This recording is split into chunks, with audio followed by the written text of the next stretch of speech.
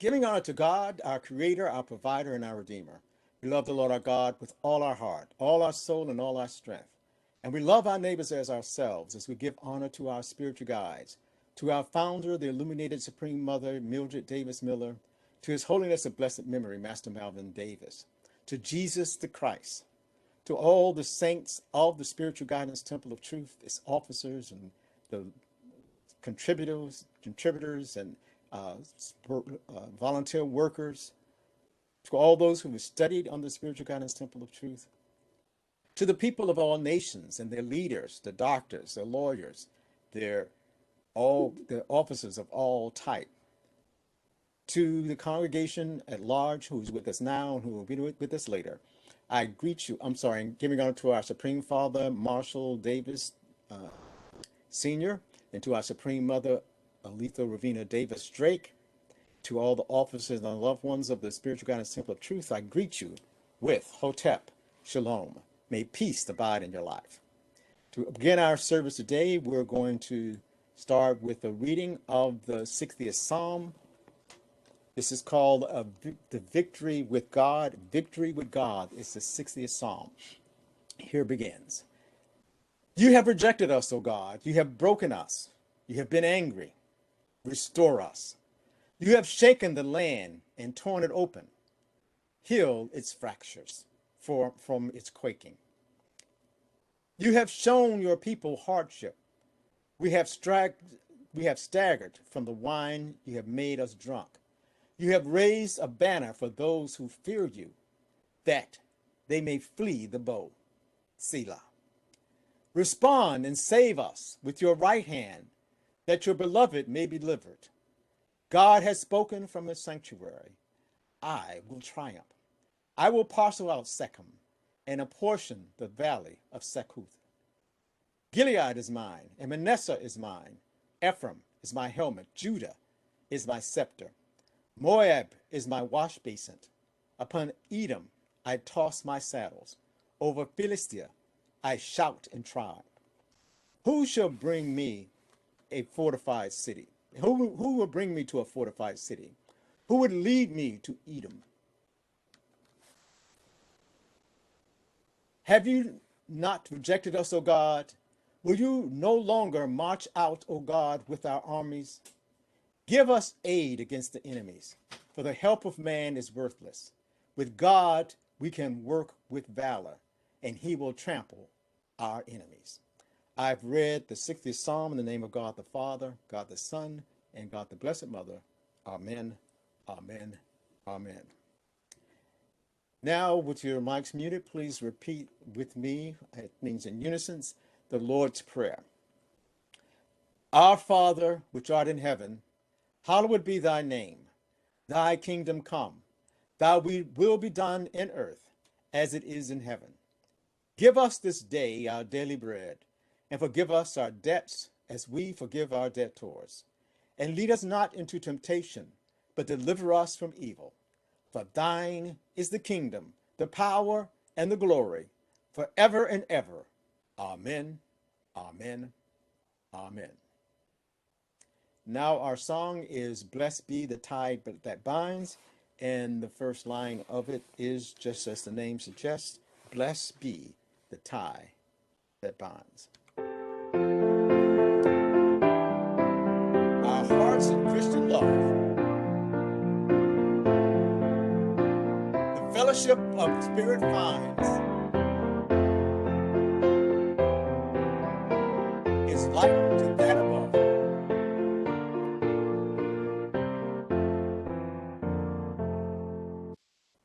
Okay. Thank you. It's a short song, but I always like that. And now, still with your mics muted, I want you to repeat after me as we do our meditation. And I call this meditation, We Are Thankful for One Another. Please repeat. O glorious God, who is the source of all our being, we thank you for the blessing of fellowship. Through togetherness, we may find joy. Through joy, may we obtain abundant blessings. through blessings. May we find your everlasting love. We thank you for your divine love grants us wisdom, health, wealth, and peace. Amen, amen, amen. And now we have our Yom Kippur prayer. Again, repeat after me. This is a prayer that was developed by Father Rodney based on a homework assignment that our Supreme Father gave us at our Yom Kippur service. So please repeat this prayer with me. Repeat after me with this prayer. This day, I make the decision to improve my health. This day, I make the decision to improve my material circumstances. This day, I resolve all emotional issues in a manner that will bring balance and improvement to my life. This day, I elevate and enlighten my mind in ways to advance my understanding by meditating and reading good material that will tell me of your divine nature. I thank God that this is so. Amen, amen, amen. Okay, now that ends the devotional part of our service, and we're going to go into our discussion here. And our discussion is going to be the truth about Western Hemisphere history. And it's going to be, and this is to help us to think about tomorrow, which is one alternative to celebrating Columbus Day tomorrow, is to celebrate what they call Indigenous First People Day. It's kind of strange that they would pick this as a substitute for it, but it's also strange that next month, November, is considered to be Indigenous First People Month. Again, the month that holds Thanksgiving is the month that they give as a time that we should be trying to actually remember the true history of America and taking it back to even the first people who were here when we had the I call them invaders, but those explorers who were exploring the world, finding ways that they could advance the business profits of their various nations. And when we look at Columbus, we'll find out that the funny thing about Columbus is that Columbus was an Italian. He could not get his own country to back his efforts to come and find a path of to explore this area and all of its riches. And so he went to the Queen of Spain, and she gave him the money to be able to back this. And I think a lot of times because we think it was Spain, we think of some of it being like a government program, but it was really, to me, he was more like a private businessman who was getting money from a government to go and search out other opportunities. It's like, sometimes we'll go, we've gone even sometime to the Small Business Administration, and you get some funds to go and to develop something. I kind of look at Columbus as that, because you never know. They never say it's General Columbus or anything, because he was a businessman who was just getting money from a government to go and advance his business deals. And the business deals that he was advancing was going to explore and exploit others. And I think we have Mother Lovetovitz now, that you came with us, Mother. Yes, good morning. Good morning. Good morning. Thank you. We were just getting started in our lesson, and I was saying that we're going to be looking at telling the truth about Western Hemisphere history, and about a substitute for looking at tomorrow, not so much as Columbus Day, because we've been given such it gives like to me, a wrong impression of what that history. We don't look at it as a history of businesses coming and trying to expand into a new continent, and with them expanding into that new continent, actually picking up a lot of exploitative things, and then the government following behind them. Because even when we look at those stories and we see these stories of these pirates and these swashbucklers, but and the government fighting against them and stopping them. And what really happened with a lot of those pirates were usually some of the original business people or explorers that the governments had paid to come over here and set up some of their exploitative businesses. And then later, the governments decided that they wanted to that the explorers were not honoring them enough, and they would go and find sometimes they would go and try to find uh, the the worst of them or the meanest one of them and make them a governor of the area. And when they became the governor, then they started using some of the government resources to fight against the others who had already been there exploring the area. So sometimes when you look at these things called pirates, it's kind of like a weird story when you get the true story behind it. That at first all of them were just business people over here exploiting the land, or missionaries coming over here saying that they're converting people, but actually developing lands for the churches. And then at some point, the government saying, you know something, we need to take this over from them.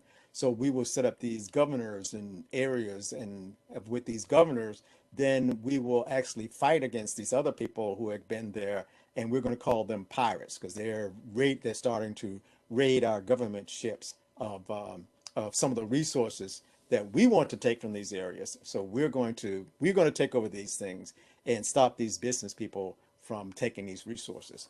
And so we're going to be talking about, let's talk about the truth of what this history was. Because when you look at those stories from that standpoint, and you look at history today to see United States going to places and setting up these things, and sometimes getting kicked out of places like Vietnam and Afghanistan, you when you don't look at history and say that, you know something, this is the kind of thing that they have been doing.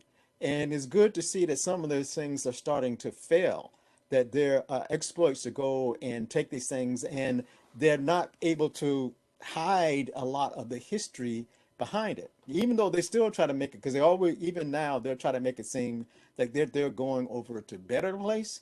But behind it, a lot of times you'll see some of the business people who are over there, that they're not as interested in the people or bettering their condition. They're more worried about making money. And if we're going to go and help some people, let's actually go with the true spirit that they tell us they're going over there for. But so often it's so much else behind it, and the things that they don't tell you what they're looking for is what they're really after. So when we look at the truth of history of the Western Hemisphere, we look at the truth of some of these explorers that came over.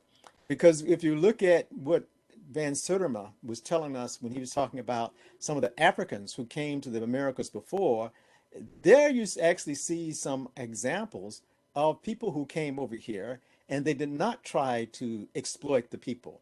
They came over and they developed communities. They grew side by side with them. They they had their tribes and villages, and they interacted with some of the tribes and villages here. Yes, they also had some scrimmages with them, but everyone was kind of living side by side, working towards their own goals and letting their own societies develop. So you'd find that there were many African-based first people, indigenous people who were part of America before it became America, before we give that date of Columbus being the one who actually started some of this exploitive exploits over here. So it wasn't like they were the first people who came over here to try to work with some of the resources, but they came over just not to work with the people who are already here. they came to, like, they wanted total, I always remember the thing called Pinky and the Brain, and Brain was always trying to get total world domination. They want to totally take over the land, totally take over everything's around. Because you'll find that in many of the Native American cultures, they were more nomadic cultures. They moved around a lot. I know a lot of times when you talk to some of the Native Americans, you'll find out that they will talk about the butterfly, or they'll talk about the hummingbirds, and some of their leaders will be named butterfly or hummingbirds. And when you talk about them, you find out that they actually used to use, and I don't know how they followed the butterfly and the hummingbirds, but they actually would move their communities based on the butterflies and the hummingbirds, because butterflies and hummingbirds know how to know two things. They know how to avoid nasty weather, and they know how to find water. So when they see the butterflies moving, they know that something is coming that they don't want to be a part of, and that when the butterflies leave one area to go to another area, that they're going to go to an area that has fresh water. And the hummingbird is the same way. So they believe in these things like the butterfly and the hummingbird, because they could lead them to an area that they could actually be able to live, that the weather was not going to be too intolerable, and that they were going to be able to find fresh water. And so, because people were moving around, everybody could kind of like find and settle their place. There was no, even though they would have sacred burial grounds, they would not have these, except some of the Native Americans, like the Pueblo Indians and some of the others, were more that they would establish some place in one place and kind of like stay in that one area. But many of them, they just traveled around and followed the food sources, like the buffalo. Um, Followed the patterns of, like I said, the hummingbirds and the butterflies, to be able to make sure they were staying in a place that would provide them with the things they need. So I think we need to start talking about some of this true history, so we can see that it is possible to have a society that actually people work together, live together, and that people can build societies based on the things that they need, and allow others to be able to do what they want.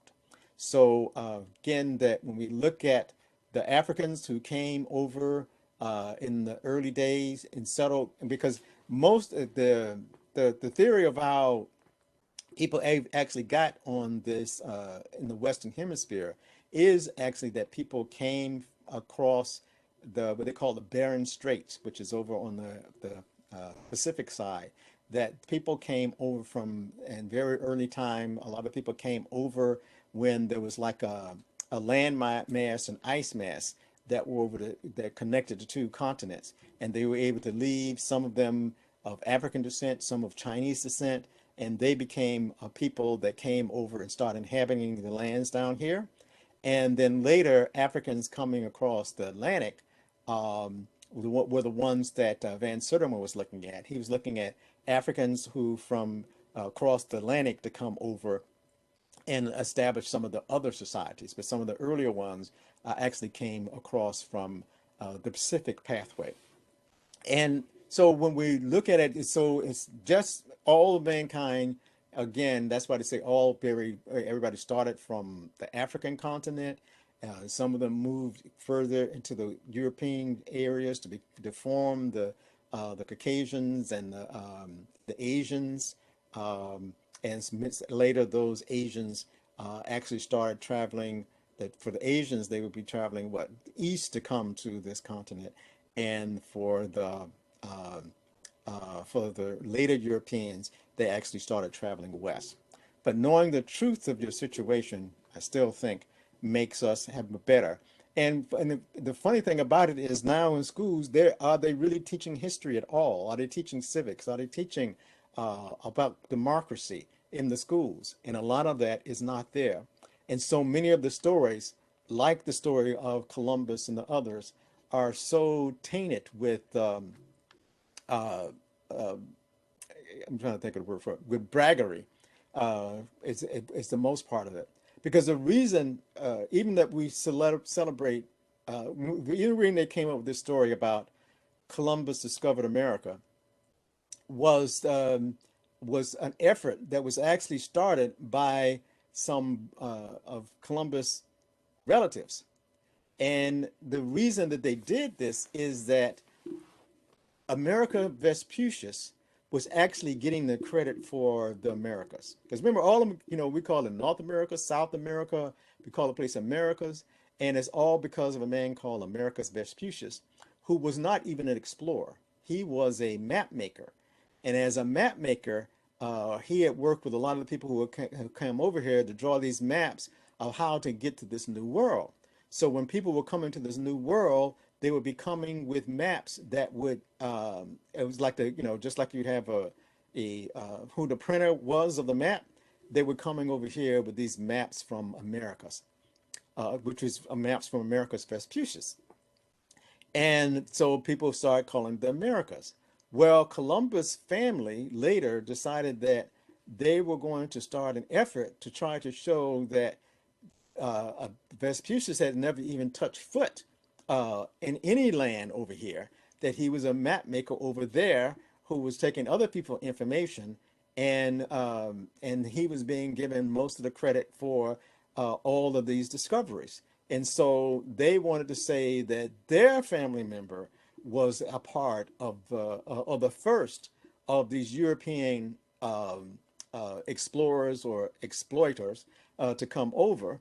And so they started this thing to get it that Columbus would be credited as being the um, uh, of discovering America. And it's not, when we say America, when we say Columbus never actually made it to any of the large land masses. He never made it to the North American continent, and never made it to the South American continent. He was in the islands. All of Columbus's voyages led him to islands that we in the area that we now call the Caribbean. So he never actually made it, stepped foot on any of these large land masses that we now call North America and South America. He was just in the islands. But because he was the one who kind of like validated these earlier maps from Africans and others that there was a land mass over here, and then because they thought that didn't think it was a separate land mass from the other part of the Eastern Hemisphere, they thought they were in India. And that's why even today, one of the names we give to the indigenous or first people are Indians. And that's because Columbus was the first one to think, to not know where he was, and think that he was in an island that was off the coast of India. Um, And all of these are things that I think are that are part of the true story that we need to make sure that we start looking at the true story, stop looking at some of the gloss over it. Because yes, if your family uh, starts an effort to show that you created something, they are going to give the best parts of the story. And so if we realize that the story of Columbus was something that his family started to try to get more credit for Columbus than to America Vespucius, who again also didn't make it to. I mean, America Vespucius is even made it to no part of any America or the Americas. He never came anywhere over here, but he was the map maker who most of the sailors used to start their journeys on these explorations. And I'll call them explorations and not be totally unpopular by calling them exploitations, because most of them were exploiting the land rather than just exploring it, and exploring it with the idea that when they found the land, that they would lay claim to that land as their own. That was one of the biggest things about that one, that not like the Native Americans, who were, like I said, nomadic people, and in many cases saw that the land, thought that the land and the environment belonged to the Great Spirit, not to them individually.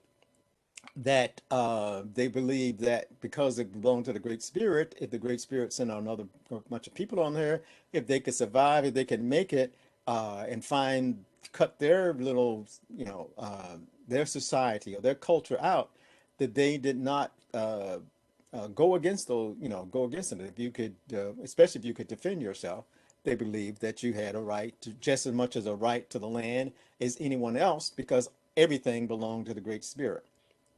And they, to me, they were more cons- uh, more about conservation and making sure that they were not wasting resources.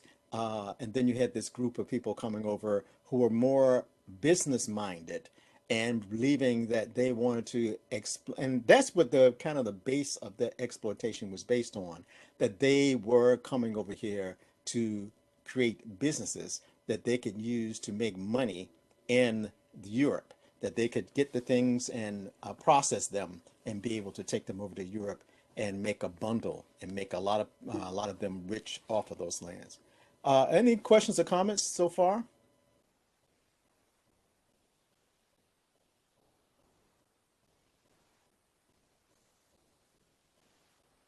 So now that we talked a little bit about the truth of the early who was over here as part of these indigenous or first people, want to talk a little bit about through the years after we had Europeans over here. What were some of the interactions between blacks and Native Americans?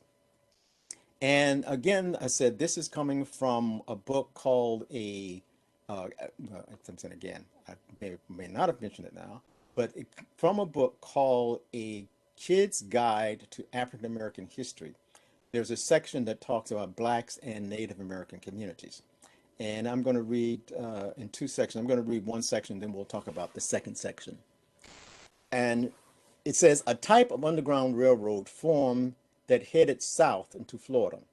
Escaped slaves traveled south and joined the Seminole tribes in Florida, hiding out in the wild marshes, huge swamps, and thick forests. Blacks and Native Americans lived together, married together, and fought together against the United States government attempts to capture them. Many Seminoles acquired slaves, but treated them as equals. The Seminoles offered a new home to runaway slaves, as well as protection and survival skills in the dangerous swamps. African Americans contributed their knowledge of farming and raising livestock. Fugitives also became important helpers when the Native Americans had to deal with the government issues because they could speak English and knew about the ways of the white man. Two of these black Seminoles became known as courageous leaders. Abraham became an advisor and interpreter, working with the government officials on behalf of the Seminoles when different treaties were offered to their chiefs. John Horse was a black Seminole chief and also helped negotiate treaties. Two Seminole wars were fought with when United States troops tried to force the Seminoles to relocate and move out west. Any blacks who were found living among these tribes were sold back into slavery. It was a great tragedy when most Seminoles and their black family members were forced to leave their homes in Florida and move to the West.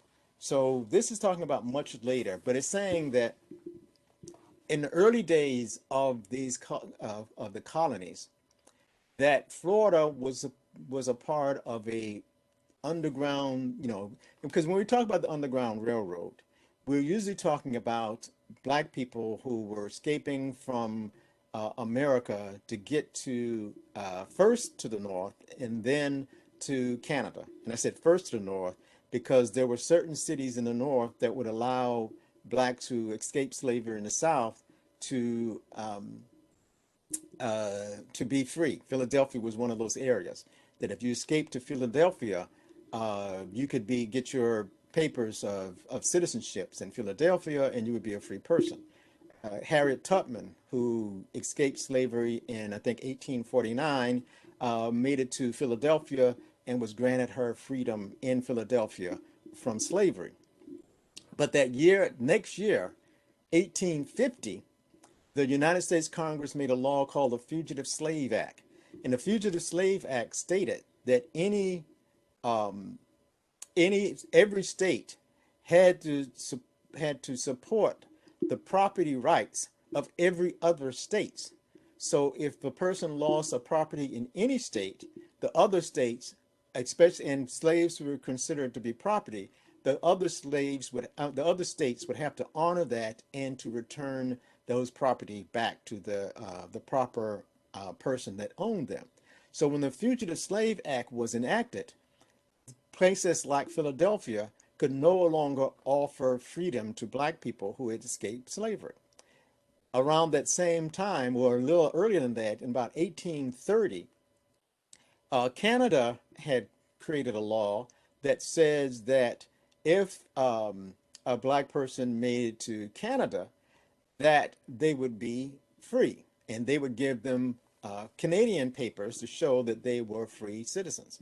And so after that time, then anyone who wanted to be free had to go all the way to Canada or to one of the islands in the Caribbean, where because the British ended slavery about the turn of the century, somewhere around 1800, is when they started their efforts to end both the slave trade and enslaving people, mostly in response to the Haitian Revolution, because that put a fear in a lot of countries about continuing to enslave black people and to set them up in these like Haiti, setting them up so that you try to hold them down and stop them from rebelling.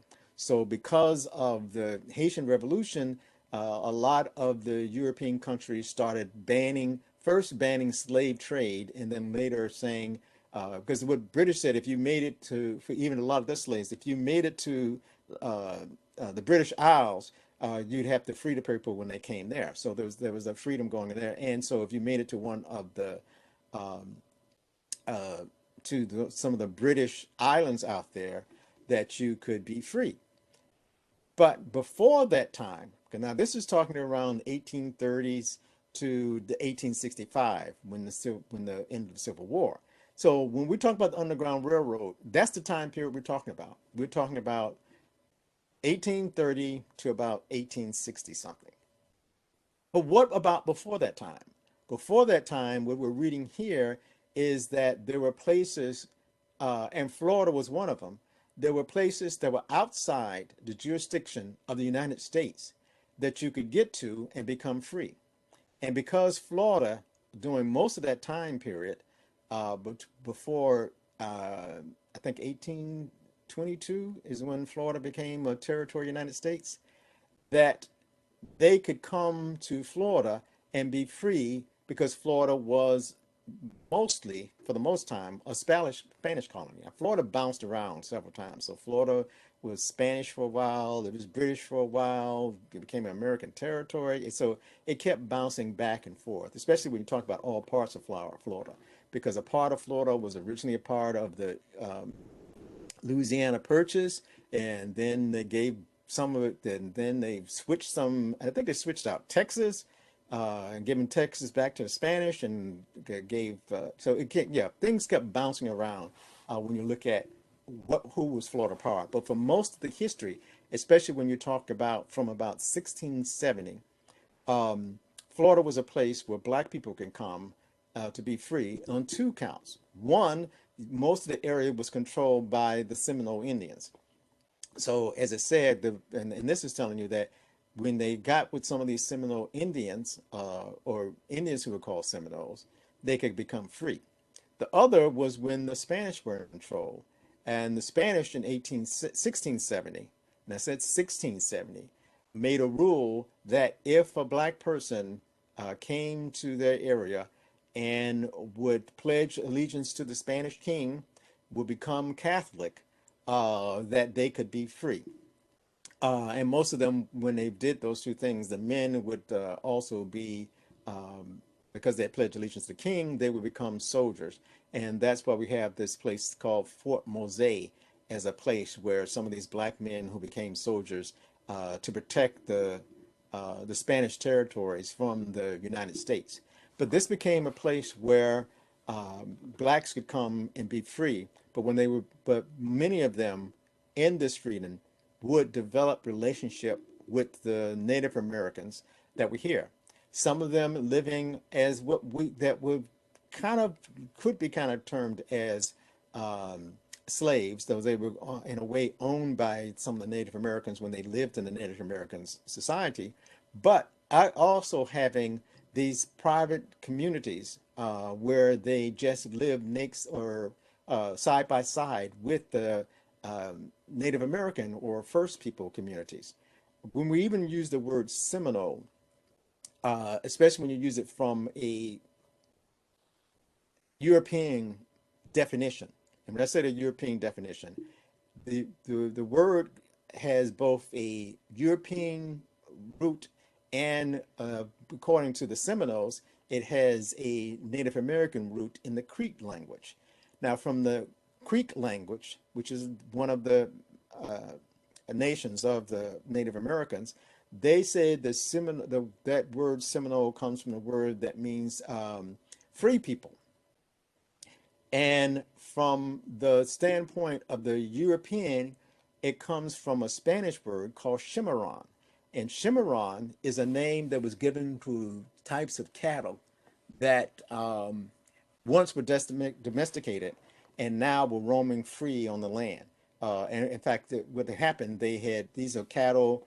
This is a name for some cattle who had escaped domestication or escaped from their farms and went out into the forest and were living on their own. And so that's why, it was sort of like they would consider them to, even the word we use for slaves as runaways comes from this concept of it once was domesticated and now you've gone out on your own. So the word Cimarron helped to form this word Seminole, but it also has another word that derives from it. Cimarron also has the basis of the word maroon.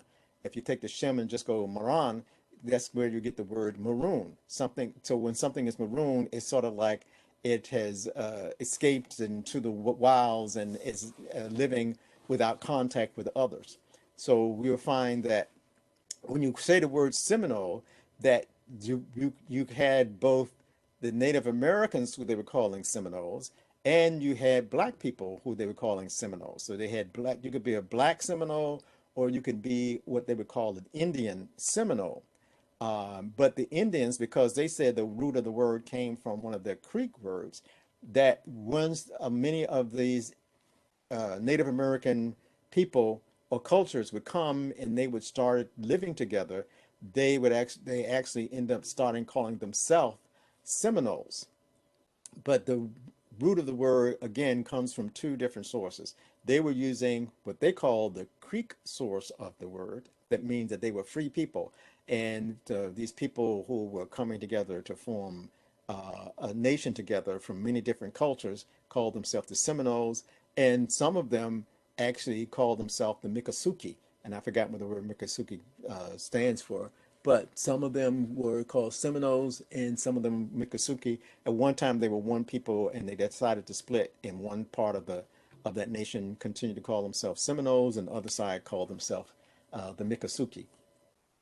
But it tried to what I brought this to show is that African Americans and these Native Americans found ways over the years to work together, sharing some of the knowledge that they had, sharing some of the Native Americans, sharing some knowledge that they had of how to survive in these dangerous swamps. And the swamps of Florida are formidable. I mean, they were most of the swamps of Florida have been tamed now. But if you're talking about back in the early days of Florida, Florida was a very, very difficult terrain to to move over, largely because there were all these big swamps, which was this fresh water. It was freshwater swamps. You had all this fresh water that just would collect all over the place, and that's why we have canals now to stop these swamps from being into areas that we want to farm and live and do business. But in the early days, there were big swamps. There were just islands and islands of all around the place. Now we go over these places, and now we will go to places in the middle of somewhere, and we'll uh, think and see the place being called an island, and said, "Oh, that's not an island. It's not an island anymore because the water has been drained away from it." Even the area now where we know where the Hard Rock Hotel is used to be a big island, and it was called Big Island. It was a big, large island there, and it was called an island because there was water all around it, the swamplands, and that area because it was called Big Island, and it was a very fortified place for the Seminoles to live. And from the history, it says that, and in here, I think it mentioned about the earlier, it mentioned about the Seminole Wars. In the Seminole Wars, as the army was coming down to try to help to protect some of the white settlers in the area, the land was so treacherous to go across that they would have to come down the trail that was in the high points of the state. When I say the high points of the state, when we have what we call the military trail, or you have what you call the US 1, or you have where the train came, because the train has to be on land that is not going to flood. So that was an area that they could easily build roads to come down to make it, because if you made it anywhere else, you might build a road, and the next time you come to it, it could be a swamp, because the water, swamp water is not always the same everywhere. It just kind of shifted and collected all over the place. Uh, in Fort Lauderdale, they have something called the New River, and it used to be called the New River. Is because you were not ever really sure which way, where the river would be, because it would just be where the water collected during the rains, and the river might change, and so it was always transforming itself in the old days. Um, yeah, and when I say the old days, before they started getting all of the canals to direct where the water was going to be, the river could actually move, and it could be a totally different shores for the river at different times. And so swamps didn't just, it wasn't like it was always, in most of the places, it wasn't always a swamp there, always a river there, that river could move and change where it was based on where the water collected for that rainy season. Um, so it was a very difficult land to get across, and usually most of the white settlements and the European soldiers would actually stay near the but in the high ground around the coastline. And I heard some of the Indians talking about when they would have these things called these Seminole Wars, and they would tell you about these great victories that they would have for moving the Seminole Indians out of certain places.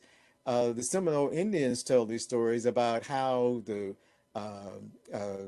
European soldiers would come down here in mass to because they had some kind of conflict with some white settlers that were near the coastline. And what the Seminole Indians would do is they would go further inland to places like Big Island and just take their community there, uh, and not waste their time fighting with the soldiers. They would just take all of their people and move to another place like Big Island, or some other island. And because it was so difficult to go across all of the swampland and the mango groves and the pine trees, that the Europeans wouldn't bother them in these places. And so, but then the Europeans would write it up like this great victory, like they chased all the Seminoles out of an area. And what they did is that they, because the Seminoles didn't want to be bothered with them, the Seminoles would just move away from some of these places where there was some type of dispute with white settlers.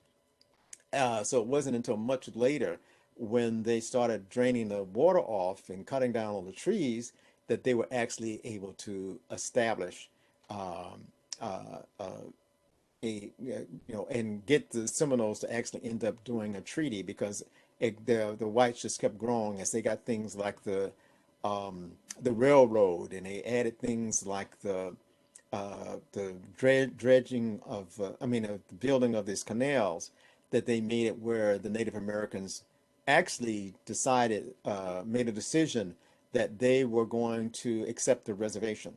Because when all these Seminole wars that they had and all these things, the Seminoles, and history shows that they never surrendered. They never were defeated.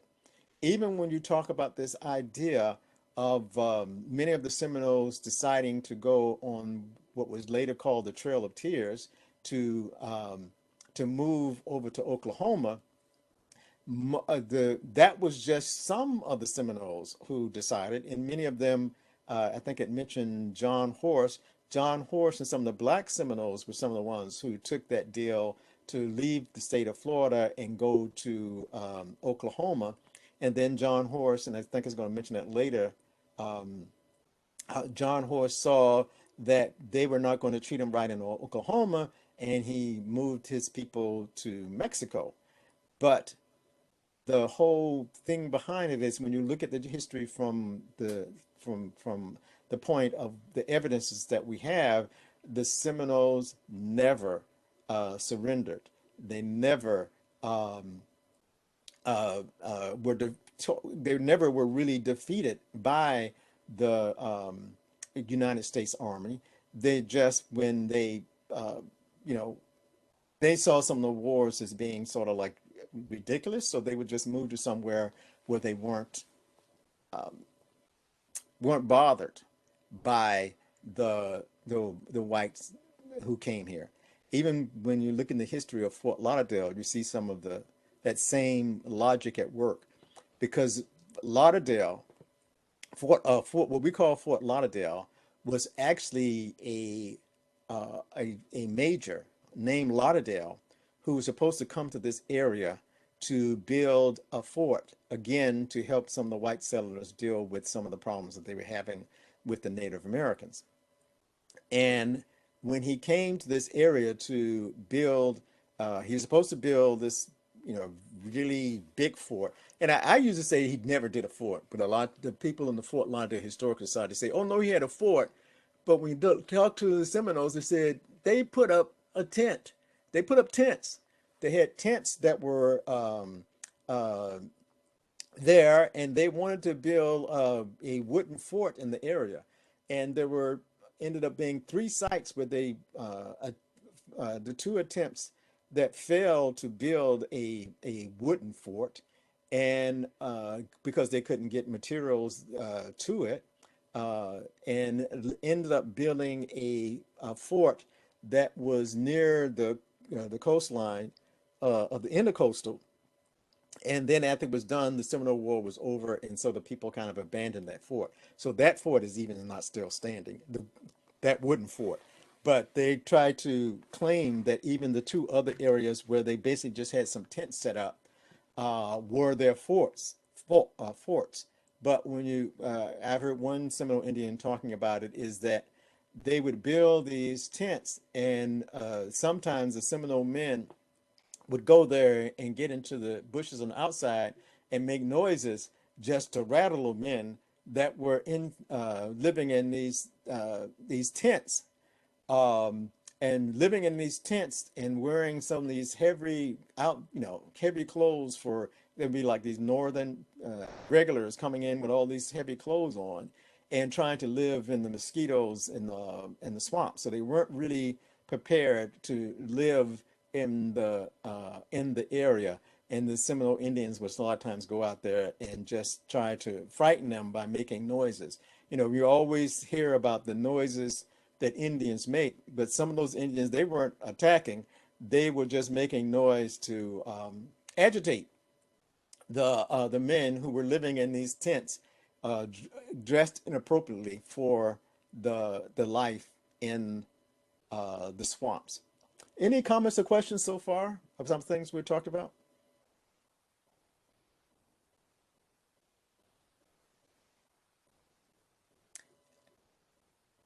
we're going to talk a little bit more about from this book. And remember, this is a kid's history of a kid's guide to African American history.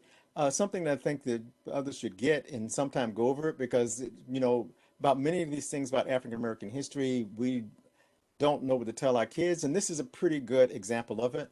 I found a PDF copy of it, so I really don't even have the real book, but from this PDF copy, and I'm sure if you others search, you can get a PDF copy, and it can help you learn about things even like the civil rights movement. Here we're talking about the Native Americans. It had some things about early Africa, but it's from a kid's point of view, so it's not even very difficult reading. So let me read this other part where it talks about blacks and Native American communities. Say, and this is going back to John Horse when and John Horse, who the translation of his name is John Horse, but you'll also find many times that his name is shown as Juan Cabrera, and Juan Cabrera, if you translate, Juan is John and Cabrera is horse, and that's why he's called John Horse. He was I remember this was a Spanish area, so Juan Cabrera was from a family that originally had been involved with some of the Spanish was here, and then later became a part of some of the black Seminoles who were here. So John Horse led a group to live in Mexico instead, where they did not have to worry about their wives and children being sold into slavery. And what this says in the short version is that um, to go into the depth. Well, I'll come back to this. I'll read through it and then I'll come back. So John Horse led a group to live in Mexico instead, where they did not have to worry about their wives and children being sold into slavery. A small group of brave black Seminoles escaped the soldiers' grasp and remained hiding in Florida, where their descendants still live in communities today. After the Civil War, some black Seminoles were recruited to become the Seminole Negro Indian Scouts. Outstanding trackers and courageous soldiers, these men were able to survive even the most harsh wilderness conditions. Similar to the Buffalo soldiers, their assignment was to protect and defend the new settlers in the West from attacks by Native Americans. The Seminole Negro Indian Scouts earned more medals than almost any other troop of their brave for their brave fighting. Several members were awarded with the highest honor of all, the Congressional Medal of Honor. Along with the relocated black Seminoles, many African Americans, such as John Becksworth, lived in the western wilderness area of the United States. These mountain men explored the wilderness, hunting, trapping, and fighting to survive. A large number of these African American mountain men were friends with the various tribes of Native Americans throughout the West and adopted their customs, clothing, and lifestyle. Many fugitive slaves who were settled by Native American tribes and lived with them for a number of years. So, and we're going to talk a little bit later about John Beckworth and the Mountain Men, but first we're going to talk about some of the black Seminoles.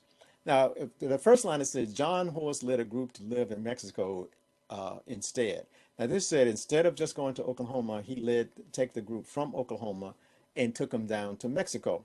And he says where they did not have to worry about their wives and children being sold into slavery. Now, the trick of this was that John Horse was persuaded to leave Florida with the idea that he would become free, and they were going to take his people to um, um, Oklahoma and free them. But what happened when they got to Oklahoma, the they said, "Oh, yes, we freed you, John Horse, but that doesn't mean that your wives and your children are free. You are just free, but your wives and children can be put into slavery again." And the area that they gave them in Oklahoma had already been given to another group of Indians. I can forgotten which one. Um, I don't remember which tribe of the Indians that were there already. And they felt that if you were going to bring these people to our area, that those who you had not directly given freedom could become our slaves, could be sold into slavery. And so John Horse saw that this was just a trick, that this idea that he was, he, from his negotiations, he felt that they were letting them go to Oklahoma and all of them would be free in Oklahoma.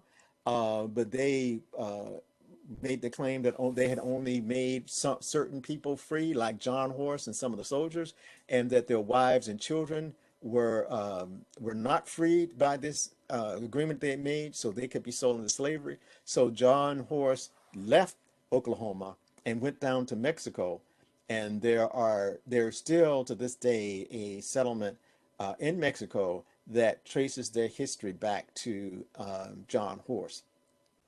But it says that there was a group when John Horse left, um, because when I look at it, it was mostly the black Seminoles who had agreed to go on this trail, but even some of them did not agree to go on that trail to Oklahoma. And there are still some of the blacks did not leave with John Horse, and there are some things about black Seminoles in Oklahoma also. But it said some of them.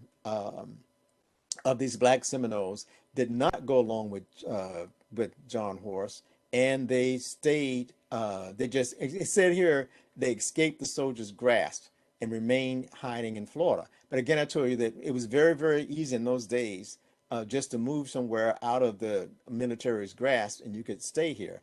And many of them did just that. But even those blacks, after the Civil War, some of the blacks who had stayed in Florida were recruited in what they call the Seminole Negro Indian Scouts. When we see Indian Scouts, we usually don't see them as black people. But when you look at the history of many of the scouts, many of those scouts were not just Indian Scouts; they were Negro Indian Scouts. And the Negro Indian Scouts, like the other troops called the Buffalo Soldiers, which is another group of black men who became well known, were actually helping to make new settlements in the West. Because after the Civil War, and you had that property that they got from the Louisiana Purchase, that they wanted to go into those areas. But to do that, there were Native Americans already over there.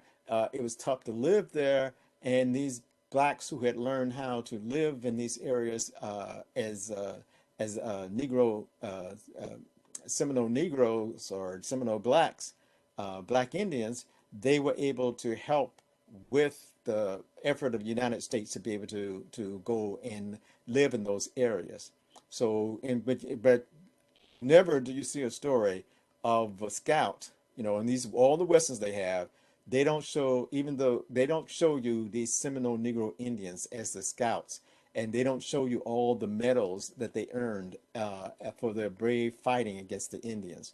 But like the Buffalo Soldiers, they are the ones who got more medals than any other for especially even the Congressional Medal of Honor. Uh, but when they do it, they're trying to emphasize more of the Seminole than they have Negro. But I know at the African American Research Library and Culture Center, they have a collection of some of the materials of these black Seminole Indians uh, who became scouts for the United States after the Civil War. And then it talks about also as you're going into this area where you're trying to move west and move west, move west, that there were other blacks who had escaped slavery who came to the area not from Florida but from other areas, and one of them was like the man called James Buckworth. And we hear about these mountain men, and and with Beckworth. Let me just read a little bit about James Beckworth. And he was born in 1798 and died in 1866, which means it was just after the Civil War. So James Beckwourth was born on a plantation in Virginia. His mother was an enslaved African American, and his father was the owner of the plantation. Beckwourth went to school for 4 years and then was an apprentice to a blacksmith for 5 more. When Beckwourth grew up, He traveled west and became a blacksmith, hunter, trader, scout, and fur trapper, I'm sorry. He discovered Beckworth's path in the Rocky Mountains, which became the path followed by thousands on their way to California. For more than 6 years, Beckworth lived with the Crow Nation. He married the daughter of a chief. He himself became one of their chiefs. He hunted with them and fought with them against their enemies. So this is Beckworth. Then I put him in here because we often talk about people going over to California and see all these movies about them going on this path, on these wagon trains going through the mountains to get to California, and never think about it.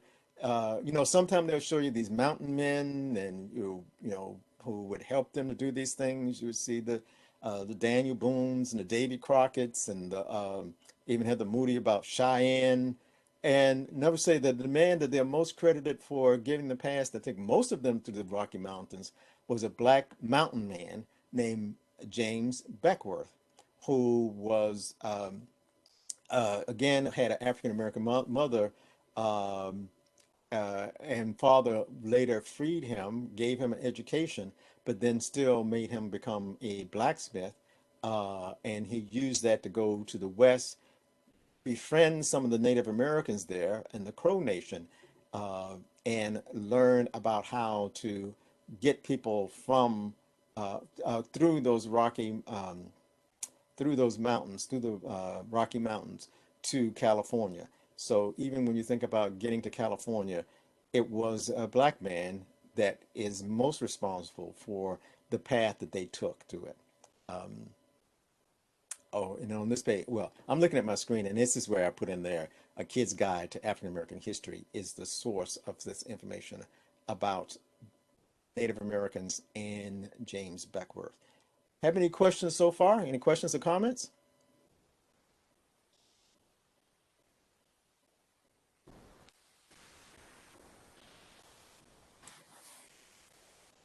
Because as I said earlier, our lesson is more about getting the truth and telling the truth.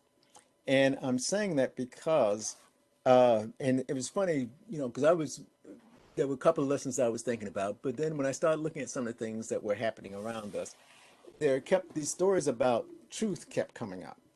And when I say these things about truth, stories about truth kept coming up. And this was actually, my wife loves to look at this thing. I think the real name of it is Morning Joe. Uh, and I always call it Morning Joke. It's a political thing, a story. And a lot of times they talk to authors of books that are big books. And Joe, I think his name is Joe Scalsborough, was talking to a lady, and I can't remember her name. She was talking about a book that she did on surviving cancer.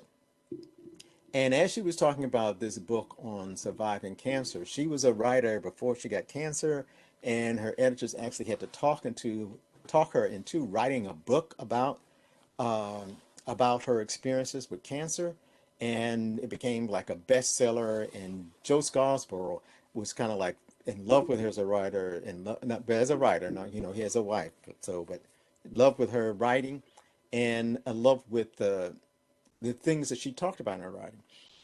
And one of the things that she talked about most in her writing was how people dealing with illnesses um, need to face the truth about that illness with themselves and with their families. And it actually helps the healing process.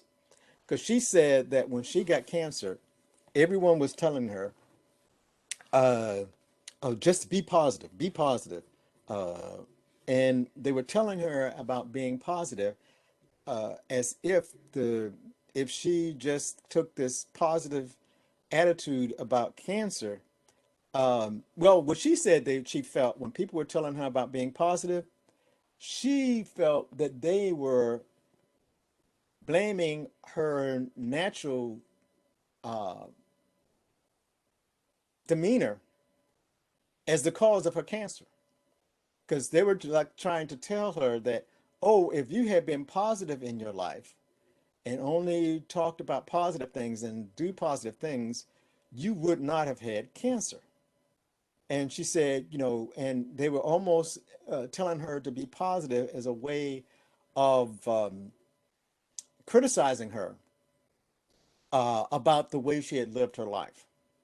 And and it was very hard for her for a long time to deal with that, because the more they were telling her to be positive, she was even saying, I'd never been that type of person any time in my life. And so what you're trying to tell me is I need to change who I am to be able to deal with cancer. And until she ran into I think she went to some kind of psychological help or someone to help her. And the person said, told her, well, you don't have to be positive. You just need to deal with the situation as it is and go through and do what you need to do to help to heal you. And just have like a determination to go through it. And a lot of times when we're telling people about being positive, we're talking to them about being determined, but we have to just watch that we're not trying to tell the person that, oh, it's because you were not a different type of person, that's why you got cancer. They just need the determination. They need to face that. And from the woman's book, when she starts writing about that and finding out that she had to get the truth about the determination she needed, but not just the try to be happy and smiley about it, was not the answer for her. The answer for her was being truthful about what she needed to do to get to deal with her cancer. And she did overcome cancer. But she also talked about, and Joe Scott was asked about this, about even with her family. She said with her children, and if I remember correctly, she had twins. I can't remember the sex of them, but with her twins, that when she got cancer, um, she would not come out and mention the word cancer to them. Uh, and because she felt that she didn't want to tell them something negative like cancer, so she would not use the word cancer. She would just say, "Oh, mommy is working through a sickness, and uh, uh, mommy, just has to sit around the house and for right now, and don't bother." Father would tell him, "Oh, don't bother mommy now. She's not feeling well." Um, and I think the same doctor told her that you need to tell the children what's going on. They need an understanding of what you're going through. They just need it on an age appropriate level. And so he gave her a book, a children's book, about a family going through cancer. And when he gave this children's book about this family going through cancer, and it was the mother again in this book. They had pictures of the mother, being this very active business type lady, of her getting sick through cancer. And in the book, she started losing her hair. She started, just had to sit around the house in her, in whatever, whatever kind of nightgowns or whatever clothes that she had to just sit around the house in. And that at times that she was so sick that they had to bring someone in to take care of the children. And but all it was admitting the one that the lady had cancer, talking about the stages that the family would go through, and then at the end of the book, the lady recovers from the cancer, and they have her back and she now can spend more time with her family. And so when she read this book to her children, who were not even at the reading age, she said that one of the children came up to her and snatched the book out of her hand, ran over to his neighbor's house, and started showing the neighbor the book, and said that he did this to as a child. I can't, like I said, I don't remember if it was a he or she, but the child did this to several neighbors. That became the favorite book for these children to read about the story of this family that was actually going through cancer. And she said, but not only did it show that they had an attitude when the attitude they had when they had the truth they had about the experience they were going through, they were saying that they weren't the only person in the world that their family was going through this type of problem, because it was in a book. She said the twins had started a bedwetting again because they were going through these things and they weren't really explaining to the children what was happening. The children actually started wetting the bed again. They would actually find that each one of them had a separate bed, but many days they would go in there, and one of the children would, one of them would all go and get in the bed with the other child, and they were displaying all these symptoms of being mostly stressed out. And it was because they were what? Not giving them the truth. People deal with the truth better than they can deal with you trying to give cover-ups and lies. And I think sometimes even when we're talking about history, one reason I put this in is that we keep giving these lying renditions of history that just try to be so positive about what happened, and so try to make us look so good in everything that happened in history, that we don't have the truth.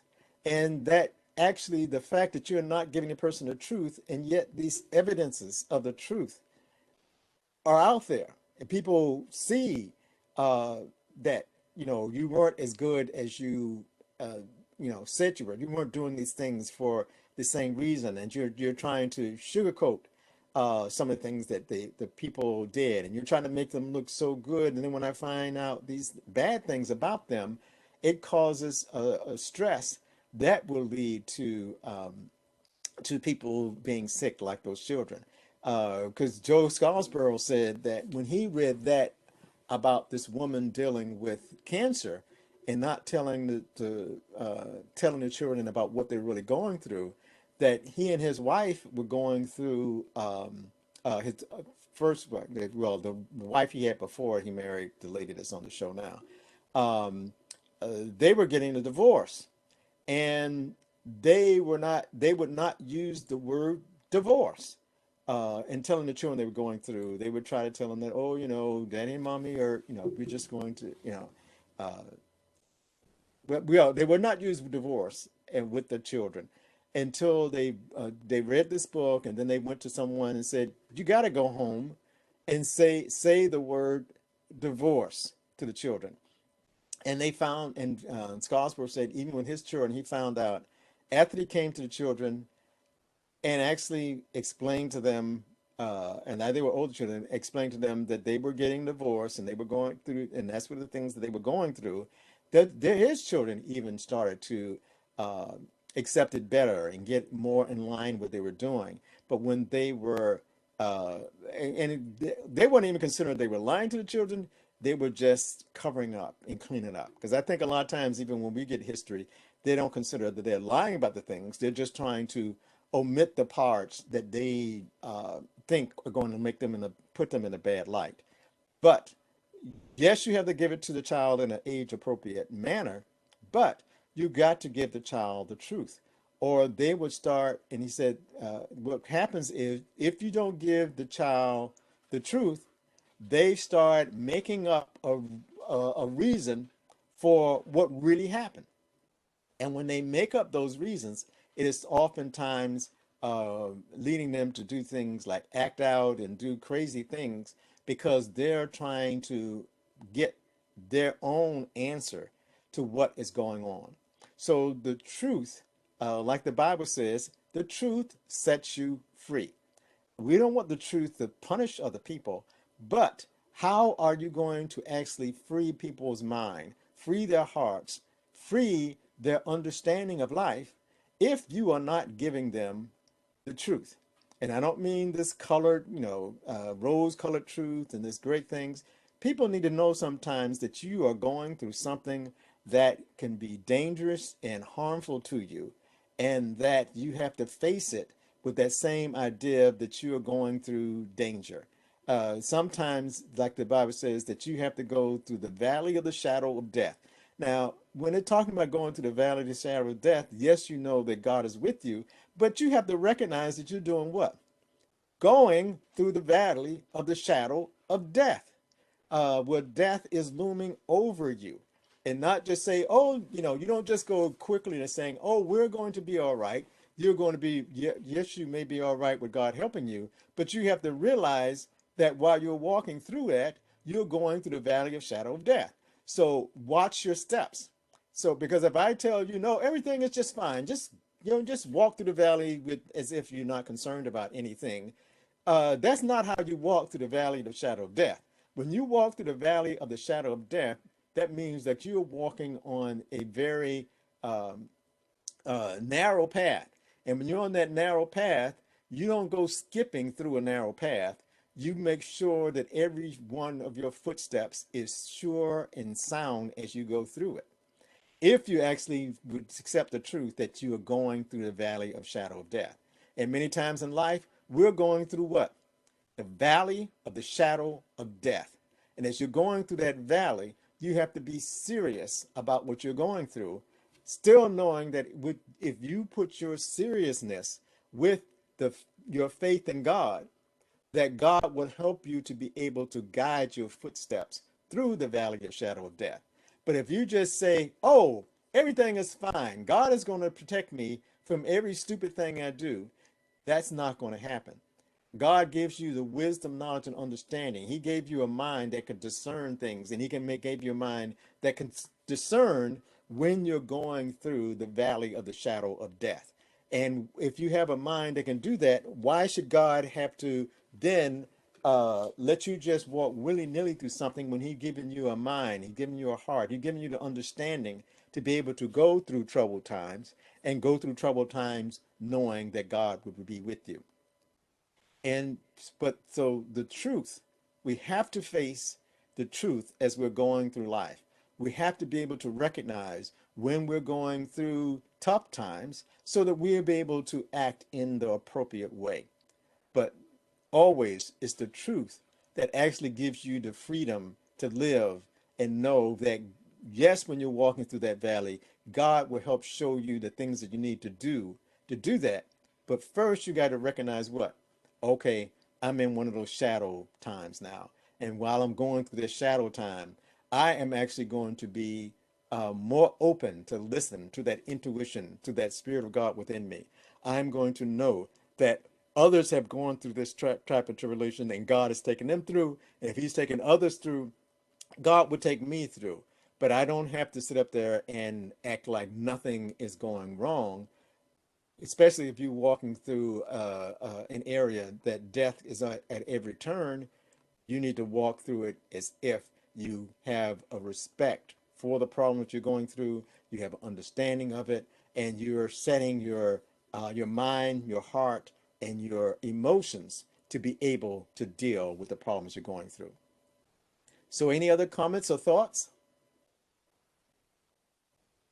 I have something. Yes, ma'am. This reminded me of something that I saw. I like to look at those judge shows, Yes. and they had this young boy. I guess it was a judge. Maybe it wasn't a judge show. I think it was something like Dr. Phil. I think it was. I'm not sure. But this boy grew You up. sure that wasn't a Maury show? Oh yeah, yeah, yeah. That was Maury. That was Maury. I couldn't remember which one that was. And this boy grew up in a aunt's home. They never told him anything as to why he was there, and he didn't meet his mama till he was 13 years old. And they were trying to determine um, who was his father. Now, he and his mama had kind of reconciled because she told him some truth about him, about his life. But he and this guy that they thought was his daddy, the guy didn't ever come forth or nothing. But the main thing this boy said that really struck me was, all I want to know is the truth. All I want to know is the truth. That's the main thing that he kept saying. However, the man ended up not being his father, but it just was the boy just said, "All I want to know is the truth." Mm-hmm. And they had never told this boy um, until he was 13 years old what happened with his mom and his so-called dad. Mm-hmm. So Yeah, because I think all we the need children want to know is the truth. the And children want to like know the you say, truth. if you start from a basis of truth, um, things will probably turn out all right. Yeah, because how you can't really, yeah, because like I said, with children, if you don't tell them the truth, and a lot of times when we make up these things, they're so fanciful that people know that you're what? Lying. Lying, or at least you're leaving out a very important part. And when you're leaving out the important parts, people are going to imagine what the part is you're leaving out. And unfortunately, a lot of times when you leave something out with children, they're going to be looking at it's something about me that caused this problem. And it will cause the child to start doing crazy things because they think that you're not telling me the truth because I am the problem. You don't want to tell me that I'm the one who caused this, or I'm the one behind this, or I did something. Because the child is trying to figure out, they're leaving something out, so it must be something that about me that's wrong that they're leaving out this part of it. So you would help the children by, just like I said, yes, you need to find an age appropriate way to tell them, but the age appropriate way to tell them is not covering up the truth. You don't, you have to actually give the child uh, the truth and realize that just like there's a God within you, there's a God within that child, and that God within that child will is looking for the truth, is looking for a solid foundation to live by.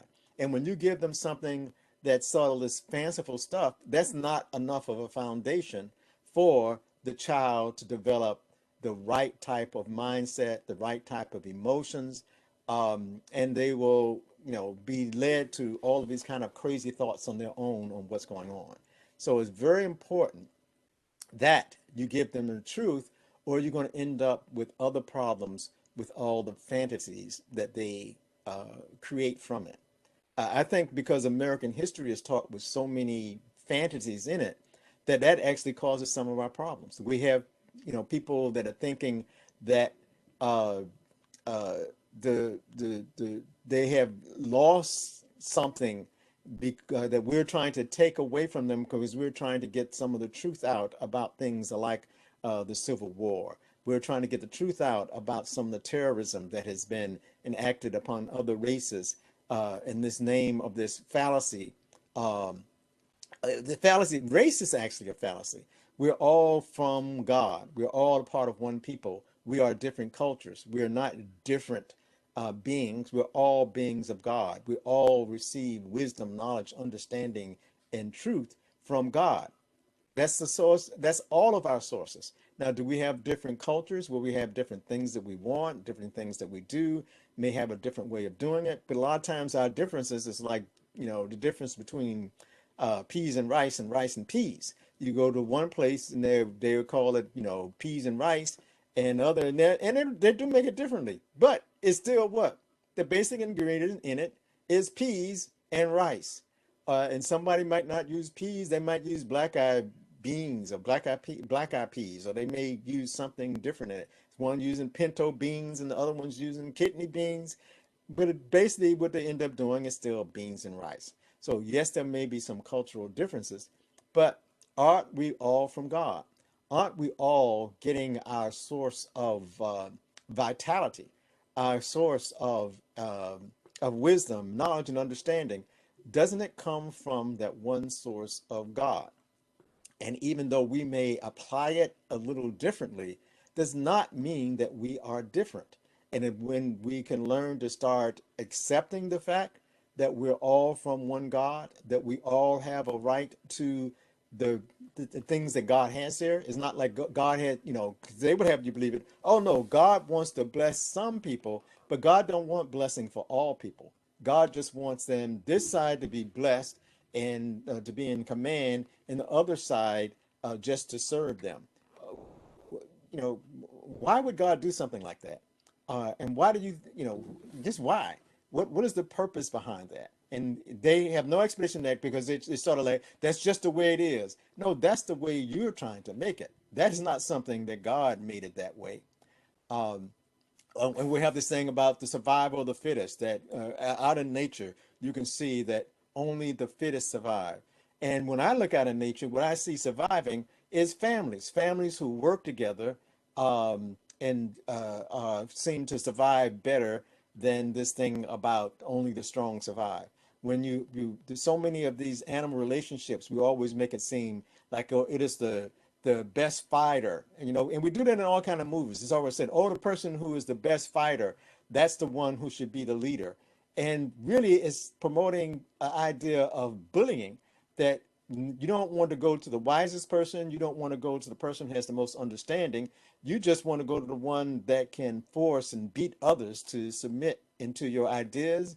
And you're saying that is going to be the best leader. You need some other things that you put in there. You know, not that you don't want a good fighter, you don't want a good strategist, but you want that person to also be like Solomon, who asked God for an understanding heart as his basis for being a leader. So, but with all the stories we get and all the things we're seeing, oh no, the person who is the best fighter should be the leader. And then when another person can come and beat him, then that person is going to be the leader. When are you going to look at what person can actually come and help to solve us? What person can actually care about us and love the people more than themselves, and letting that person be the one that helps to lead us in making decisions as a group? Because when you look at animals, and I always think about the things, and I'm going to stop talking soon. When they start talking about this, the wolf packs, and they said in the wolf pack that that the alpha dog is the one who leads the wolf pack, and this idea of this alpha dog, the guy who came up with even the concept of the alpha dog, was studying wolves in captivity. And when he saw wolves in captivity, they got the idea that the wolf that could beat the other wolves, the wolf who could take control and he would get the food first and fight all the other ones off, that he became the leader of the pack. And when they started looking at wolves in nature and started going out and studying them, they take this same concept of how they saw that the baddest wolf um, in the confinement was the one who was seems to be the leader of the pack. And they thought when they saw this wolf out in nature that was doing that, that was the one who was the baddest wolf in the pack. And then when they actually studied it more, and this is the guy who actually came with the concept of the alpha wolf. In his later writings, he walked about the family structure because he found out that the wolf that was actually leading the pack was normally the father and the mother of that pack. So it was a family structure that they were being led by, not this one, the person that who could beat the other ones up, but by how the family was organized. And it would if the so the it was a family structure that he saw in wolves, not this alpha dog and or this alpha, because even now we're talking the alpha personality, the person that has the most aggressive personality is going to be the one that makes it. And it's all based on a lie, and a lie based on seeing wolves in captivity. So it would be like we're going to base our society on the way people act when they are in prison. And life in prison is totally different from life outside of prison. Yes, life in prison, you will have the person who is the strongest, will survive because so many rights are taken from them that yes, that person that can beat the other person ends up having a unfair advantage while he is in the prison. But do we want to make our society like it's a prison, or do we want to make our family where our society where it's like a family? To me, family structure is better than prison structure. We don't want societies that are based on prison life. We want societies that are based on family life.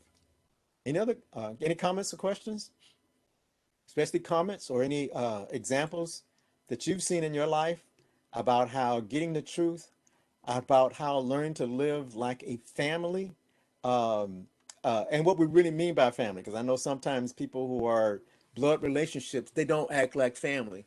They act just like they're, in prison. They work by these same means that, the one who seems to uh, uh, be the has the most or the strongest gets their will done, and not learn really how to work things out as a group, as a family of a people that are coming to live together with love, truth, and honesty.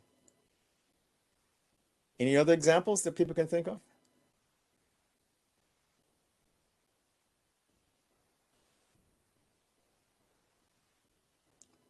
So no comments or questions. So we'll go and finish out our uh, our lesson. And I'll start by I would like to finish by reminding us of the our message from the Supreme Mother this year, and as I shall thank and praise God for his understanding. And when I talk about families, we should see ourselves as a family under God. As human beings, we can see that great father of us all, that great mothers of all, that great friend that we all have is God. So we should see, recognize ourselves as being a part of God's family, and that should even supersede us when we're part of even our mundane families or our family, our human families. That we should see ourselves, we are all under God, and we receive our strength, we receive our wisdom, we receive our understanding of life only because of God. We see organization and structure all around us because of God, and we should learn how to live more like God. And that's why we shall thank and praise God for his understanding. So I'd like to thank you for being with us. And again, I'll say if it's anything anybody wants to say before we close out. Again, I'd like to say thank you for being with us. Now I added something to, I know I often mention to you that you can donate to us by going to spiritualguidancetemple.org, and you can see the past lessons, and you can donate through that website. We go through, that's a PayPal process. But I also took the time to go and set up our bank account, Bankers with Bank of America. That there's a software called Zelle, and many times in your bank account you can set up Zelle to be able to make payments to others and receive payments to others.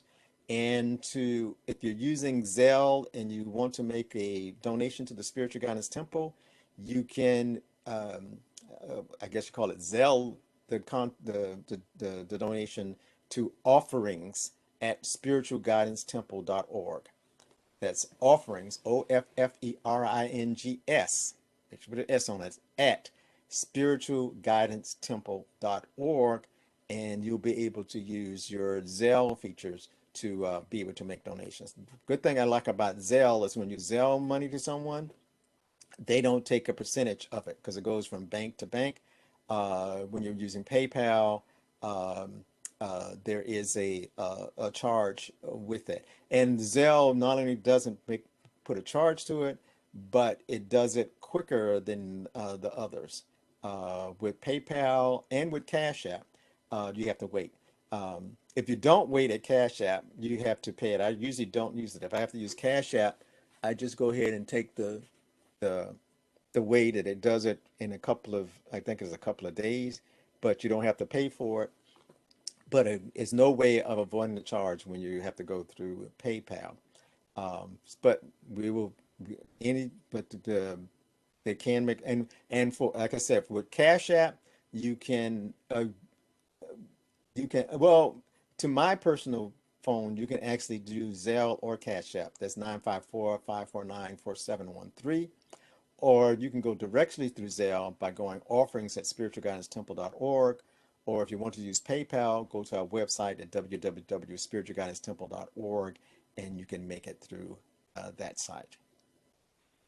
So again, are there any comments or questions?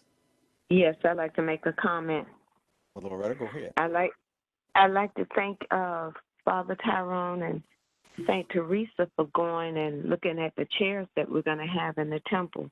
I really appreciate it, and they're beautiful chairs, strong and steady, and they And look comfortable. nice. Yeah, and thanks so much for taking the time to go and try, purchase them, put in the order to purchase them for the temple. Yes. And yes, thank you for mentioning that. It's going to take us, we're actually getting them made, and there's some hold up in some of the transportation things now. So it's going to take us a couple of months to actually get the physical chairs here. But they're beautiful chairs, they're comfortable chairs, and especially, and we went there to be actually have to thank Teresa for doing a lot of that. Teresa and Zandra did a lot of the internet work, and all of us going, looking at different chairs, finding different places, and it came up that the best decision was just to go to this place that actually make the chairs for us, and we were very thankful to have found a chair that is both beautiful and comfortable. And even gave us a sample. That's why I said it's comfortable, because we could take it and let people who are nearby actually feel what the chair is going to be like. Teresa, you had something you wanted to say? Yeah, you said a couple of months. This next year, February. Well, this is October, yeah. 4 months, I think, is the time frame. It's It's gonna take 4 a few months. months. Yeah, 4 months. Yeah, a few 4 months. months. yeah. It's And still a hopefully few months. the blockade that they got in California, because I think it comes. Didn't you say it come through that way? Port Charlotte. Port Charlotte is when it's here, though. Oh, What did oh. you say would go before Port Charlotte? Port Charlotte is Um, I in I Florida. really didn't. All I remember is Port Charlotte. Yeah. That's Uh, here in Florida. that's Yeah. in Florida. But I'm thinking where to come for, because I think it's not. I think it's outside America, and we needed to listen more, because it's somewhere where it comes before it comes to Port Charlotte. But I think she may Okay. have been talking about something in South America, Oh, I'm not sure. I because if it comes through South America, it's not going to run into that bottleneck that they got over in California. Okay. Well, Yeah, by that this is all what time I we. we'll know is have she said everything. February Yeah, Yeah. it's February. Um, if we order now. Okay. You could say our prayer, and then we can talk after you disconnect us. Okay. Okay. So for our dismissal, let us say, may the love of God illuminate your way. May the will of God direct you each day. May the truth of God all errors apart. And may the peace of God forever dwell in your heart. Amen. Amen. Amen.